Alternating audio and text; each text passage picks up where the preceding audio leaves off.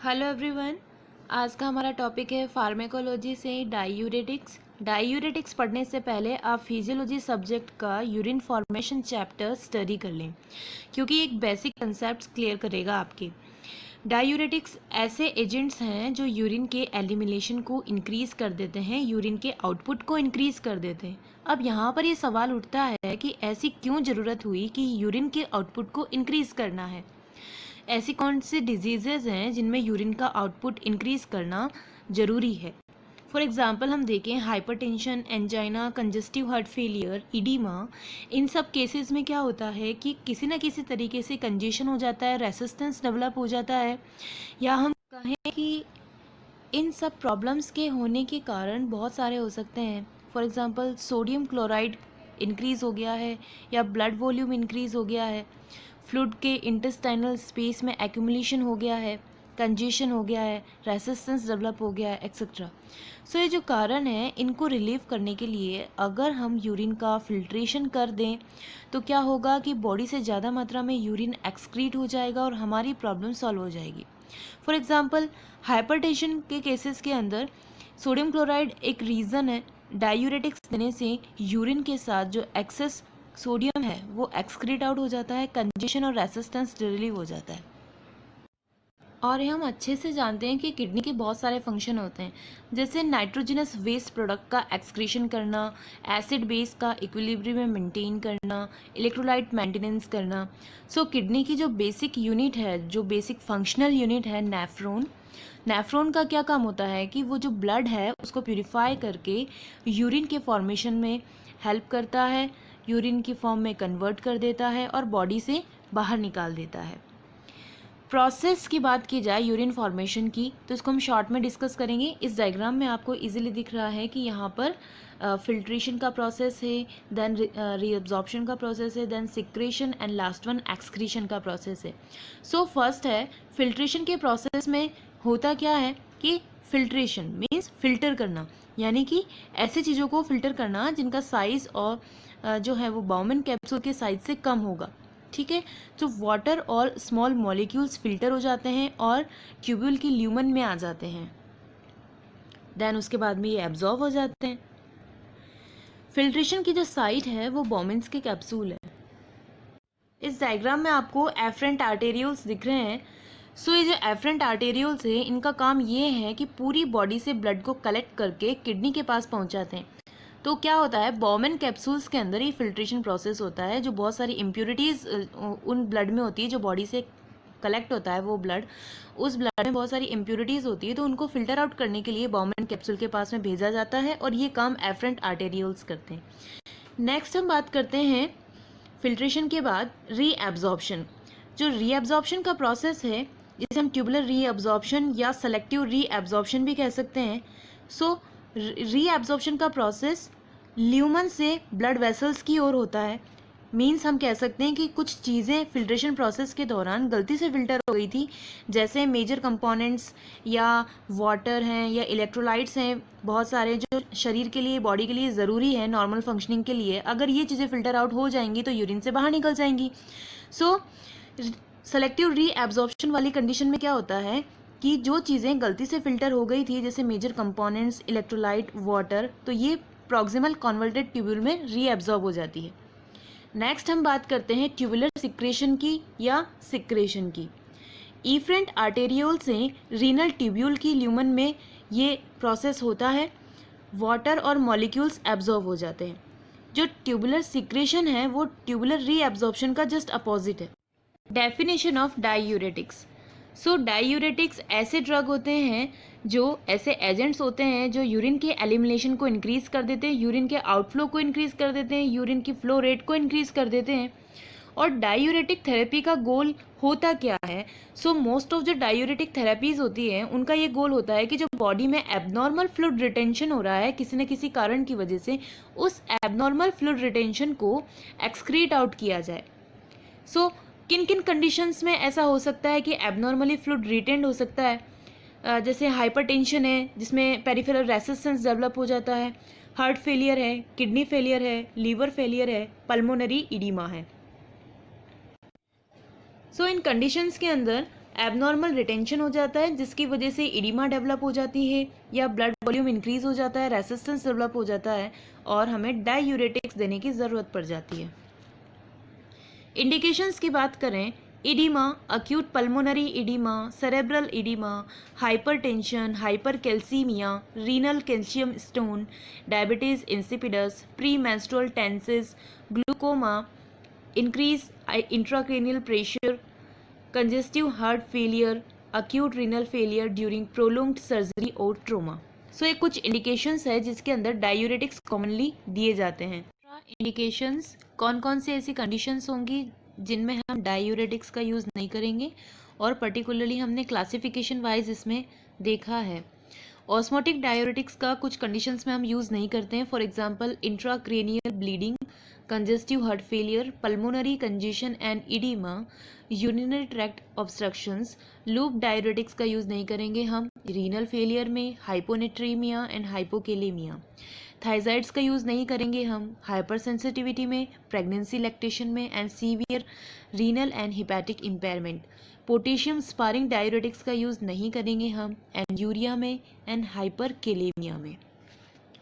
Classification of drugs की बात करें, सो फर्स्ट है लूप डायूरेटिक्स जिन्हें हम हाई एफिकेसी भी बोलते हैं, हाई सीलिंग डायूरेटिक्स भी बोला जाता है। Thiazides medium efficacy diuretics and potassium sparing diuretics weak efficacy, miscellaneous diuretics weak efficacy diuretics. Mechanism of action of diuretics, so जो डायूरेटिक्स का मेन एक्शन है, मोस्ट ऑफ डायूरेटिक्स की बात करें तो ये सोडियम आयन के रीएब्जॉर्प्शन को नेफ्रॉन्स के अंदर ब्लॉक कर देते हैं, मीन्स नेफ्रॉन्स के अंदर सोडियम आयन का रीएब्जॉर्प्शन नहीं होने देते, जिससे यूरिन में सोडियम ज़्यादा निकल जाता है। डायूरेटिक्स जो अदर आयन हैं उनके एक्सक्रीशन को भी अफेक्ट कर सकते हैं। हो सकता है कि ज़्यादा मात्रा में डायूरेटिक्स लेने से इलेक्ट्रोलाइट का इम्बैलेंस हो जाए या डिप्लीशन हो जाए, including magnesium, potassium, phosphate, calcium and bicarbonate ions. Mechanism of action of diuretics को हम डायग्रामेटिकली इजीली समझ सकते हैं। सो फर्स्ट यहाँ पर है ऑस्मोटिक डायूरेटिक्स। सो जो ऑस्मोटिक डायूरेटिक्स हैं इनका काम क्या है, ये प्रॉक्सिमल ट्यूब्यूल व लूप ऑफ हेनले पर एक्ट करते हैं, एक ऑस्मोटिक फोर्स जनरेट करते हैं। ऑस्मोटिक फोर्स के कारण होता क्या है कि जो नेफ्रॉन है वो वाटर को पुल कर लेता है, मीन्स वाटर को अपनी ओर खींच लेता है और एक्सक्रीशन हो जाता है। देन हम बात करें लूप डायूरेटिक्स की। लूप डायूरेटिक्स का काम करने का तरीका क्या है कि ये जो लूप डायूरेटिक्स हैं वो लूप ऑफ हेनले की असेंडिंग लूप पर एक्ट करते हैं। यहाँ पर आपको दिख रहा है ये वाला पोर्शन जो है वो लूप ऑफ हेनले का असेंडिंग पार्ट है। Loop diuretics loop of Henle के असेंडिंग लूप पर एक्ट करते हैं, सोडियम क्लोराइड और वाटर के रीअब्जॉर्प्शन को ब्लॉक कर देते हैं और पोटेशियम के एक्सक्रीशन को बढ़ा देते हैं। बात की जाए थायजाइड्स डायूरेटिक्स की, ये diuretics early distal converted tubule पर एक्ट करते हैं। यहाँ पर डिस्टल कन्वर्टेड ट्यूब्यूल डीसीटी जिसको हम कहते हैं उसके टू पार्ट बताएं। फर्स्ट पार्ट है अर्ली पार्ट जिस पर थायजाइड एक्ट करता है और नेक्स्ट पार्ट है लेट डिस्टल ट्यूब्यूल पार्ट जिस पे पोटेशियम स्पारिंग डायूरेटिक्स ऐड करते हैं। सो जो थायजाइड डायूरेटिक्स हैं ये अर्ली डिस्टल कन्वर्टेड ट्यूब्यूल पर एक्ट करते हैं, सोडियम क्लोराइड और वाटर का रीअब्जॉर्प्शन को ब्लॉक कर देते हैं और पोटेशियम के एक्सक्रीशन को बढ़ा देते हैं। लास्ट में हम बात करते हैं पोटेशियम स्पारिंग डायूरेटिक्स की। सो ये डीसीटी के यानी कि डिस्टल कन्वर्टेड ट्यूब्यूल के लेट पार्ट पर एक्ट करते हैं, सोडियम के रीअब्जॉर्प्शन को ब्लॉक कर देते हैं, पोटेशियम के एक्सक्रीशन को रिड्यूस करते हैं। यहाँ पर ये पोटेशियम के एक्सक्रीशन को इंक्रीज नहीं करते जबकि रिड्यूस कर देते हैं। नाम से पता चल रहा है हमें पोटेशियम डायूरेटिक्स, स्पारिंग मीन्स बचा के रखते हैं पोटेशियम को, एक्सक्रीट आउट नहीं होने देते हैं। ड्रग एग्जाम्पल एंड डोजेस की बात करें, सबसे पहले हम बात करते हैं लूप डायूरेटिक्स की। So furosemide 20 to 80 milligram and torsemide 5 to 10 milligram oral. Loop diuretics most effective diuretics है, हाई एफिकेसी या हाई सीलिंग डायूरेटिक्स भी इनको कहा जाता है। ये ड्रग्स लूप ऑफ हेनले के अंदर सोडियम एंड क्लोराइड के रीअब्जॉर्प्शन को ब्लॉक कर देते हैं। अगर इनको आईवी दिया जाए तो बहुत कम समय में एक्शन स्टार्ट कर देते हैं। Drug example and doses, thiazide diuretics, chlorothiazide 500 to 1000 milligram, hydrochlorothiazide 25 to 50 milligram, benzthiazide 25 milligram. Potassium sparing diuretics third major category है। पोटेशियम स्पारिंग इनको इसलिए कहा गया है क्योंकि पोटेशियम के एक्सक्रीशन पर इनका मिनिमल इफेक्ट होता है। थायजाइड्स और लूप डायूरेटिक्स जो हैं वो हाइपोकैलेमिया कॉज कर रहे थे, इनका मोस्ट सीरियस साइड इफेक्ट था। लेकिन पोटेशियम स्पारिंग डायूरेटिक्स की वजह से हाइपोकैलेमिया नहीं होता है। इनका एक ही मेजर थेरापेटिक एडवांटेज ये है कि ये normal serum blood potassium level को अफेक्ट नहीं करती हैं। इसकी वजह से पोटेशियम का एक्सक्रीशन नहीं होता है।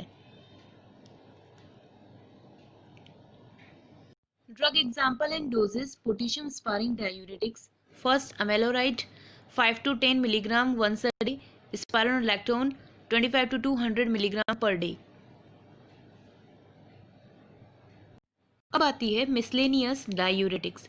सो मिसलेनियस डायूरेटिक कैटेगरी के अंदर मेजर 2 कैटेगरीज आती हैं, the carbonic anhydrase inhibitors and osmotic diuretics. Carbonic anhydrate inhibitors जो हैं वो वीक डायूरेटिक्स हैं, इनका वीक इफेक्ट होता है और ये मेटाबॉलिक एसिडोसिस भी करते हैं, इसलिए कॉमनली यूज़ नहीं किए जाते। इसका एग्जाम्पल एक एसिटाजोलामाइड जो कि एक कार्बोनिक एनहाइड्रेस इनहिबिटर है और इसका यूज़ ओपन एंगल ग्लूकोमा के पेशेंट्स के अंदर जो इंट्रा ऑक्यूलर प्रेशर बढ़ रहा है, इंट्रा ऑक्यूलर फ्लूइड प्रेशर, उसको डिक्रीज करने के लिए एसिटाजोलामाइड का यूज़ किया जाता है। बात करते हैं हम ऑस्मोटिक डायूरेटिक्स की। सो जो ऑस्मोटिक डायूरेटिक्स हैं उनके बहुत ही स्पेसिफिक एप्लीकेशंस होते हैं। इसमें है मैनिनटोल जो कि यूरिन के फ्लो को मेंटेन करता है अक्यूट रीनल फेलियर के केसेस में और प्रोलॉन्ग सर्जरी के केसेस में।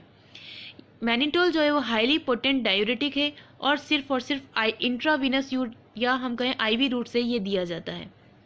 ऑस्मोटिक डायूरेटिक्स जो है वो बहुत रेयरली फर्स्ट चॉइस के ड्रग्स होते हैं क्योंकि ये इनकी पोटेंशियल टॉक्सिसिटी बहुत ज़्यादा होती है। मिसलेनियस डायूरेटिक्स के drug example and dose. First mannitol जो कि ऑस्मोटिक डायूरेटिक है 50 to 100 gram intravenous route, and carbonic anhydrase inhibitor acetazolamide 125 to 250 milligram oral and intravenous root.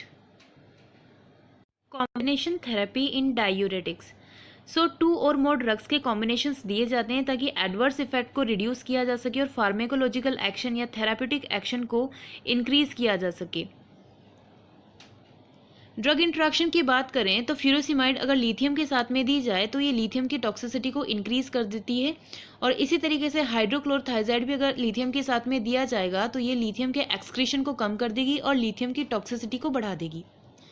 Furosemide जो है वो हाइपोग्लाइसेमिक इफेक्ट कम कर देती हैं। कुछ एंटी डायबिटिक एजेंट्स जैसे कि सल्फोनिल यूरिया, इंसुलिन, अगर इनके साथ में फ्यूरोसिमाइड दिया जाए तो ये इनका हाइपोग्लाइसेमिक इफेक्ट कम कर देगी, ब्लड शुगर लेवल को मेंटेन नहीं कर पाएगी, कम नहीं कर पाएंगी। थायजाइड्स जो हैं वो anticoagulant, sulphonyl urea, anti diabetic drugs जैसे कि इंसुलिन है, इन सब की इफेक्टिवनेस को रिड्यूस कर देती है। हाइड्रोक्लोरथाइजाइड अगर एनसैड्स के साथ दिए जाए तो रीनल टॉक्सिसिटी के चांसेस बढ़ जाते हैं। हाइड्रोक्लोरथाइजाइड की वजह से हाइपोकैलेमिया के चांसेस भी इंक्रीज हो जाते हैं, जिसकी वजह से अगर इनके साथ में डिजॉक्सिन दिया जाए तो डिजॉक्सिन टॉक्सिसिटी भी डेवलप हो सकती है। Adverse effect, electrolyte imbalance, basically water के साथ में बहुत सारे इलेक्ट्रोलाइट का डिप्लीशन भी हो सकता है, कमी हो सकती है। हाइपरकैलेमिया, पोटेशियम स्पारिंग डायूरेटिक्स की वजह से हाइपरकैलेमिया हो सकता है। Metabolic acidosis, acetazolamide potassium sparing diuretics cause करती हैं। मेटाबॉलिक एल्केलोसिस, लूप डायूरेटिक्स और थायजाइड्स कॉज करते हैं। डिहाइड्रेशन, हाइपोवोलेमिया प्रेजेंट हो सकता है। सर्कुलेटरी ओवरलोड इंक्रीज हो सकता है। कंजेस्टिव हार्ट फेलियर हो सकता है ऑस्मोटिक डायूरेटिक्स के कारण। हाइपोटेंशन, हाइपरयूरिसीमिया, लूप डायूरेटिक्स और थायजाइड्स कॉज कर सकते हैं। नर्सिंग रेस्पॉन्सिबिलिटी की बात की जाए तो यूरिन आउटपुट को मॉनिटर करना है, ब्लड प्रेशर को चेक करना है और इलेक्ट्रोलाइट इम्बैलेंस को आवरली चेक करना है, हर घंटे चेक करना है। वाइटल साइंस को चेक करना है, लेबोरेटरी वैल्यूज़ को चेक करना है, स्पेशली पोटेशियम एंड सोडियम की वैल्यूज़ को चेक करना है। लेवल ऑफ कॉन्शियसनेस के लिए पेशेंट को ऑब्जर्व करना है, हाइपर सेंसिटिविटी रिएक्शंस को चेक करना है और हियरिंग और विजन को मॉनिटर करना है, क्योंकि लूप डायूरेटिक्स जो ऑटोटॉक्सिसिटी कॉज कर सकते हैं। पेशेंट्स को इंस्ट्रक्ट करना है, क्या क्या इंस्ट्रक्ट करना है। पहली बात, उनको फूड एडवाइस देनी है। अगर वो लूप और थायजाइड डायूरेटिक्स ले रहे हैं तो पोटेशियम ज़्यादा लें खाने में, और अगर पोटेशियम स्पारिंग डायूरेटिक्स ले रहे हैं तो पोटेशियम कम लें या पोटेशियम को अवॉइड करें खाने में। पोजीशंस को स्लोली चेंज करना है, और हाइपरटेंशन परसिस्ट हो रहा है लंबे समय तक तो फिर मेडिकेशंस को स्टॉप करना है और एक बार कंसल्ट करना है। Thank you so much. अगर आपको मेरा चैनल अच्छा लगा हो तो इसे लाइक करें, शेयर करें, सब्सक्राइब करें। Thank you so much.